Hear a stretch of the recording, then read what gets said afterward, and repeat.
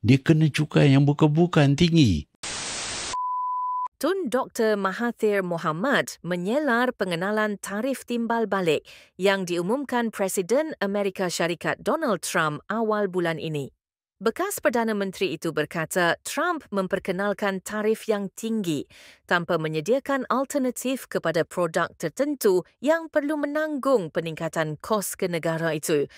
Ini Trump ni, dia buat kena cukai tanpa mengkaji dengan mendalam. Dia kena cukai yang bukan-bukan tinggi. Bila kena terlalu tinggi, dia tak boleh masuk dalam pasaran dia. Kalau dia boleh keluar pengganti, tak apa. Tapi dia tak boleh keluar barang. Macam telefon. Dia buat telefon semua di negara China. Dia tak buat telefon.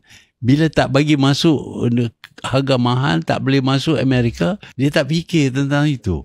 Bukan saja telefon. Kereta dia pun guna parts daripada import. Kapal terbang dia pun guna parts daripada import.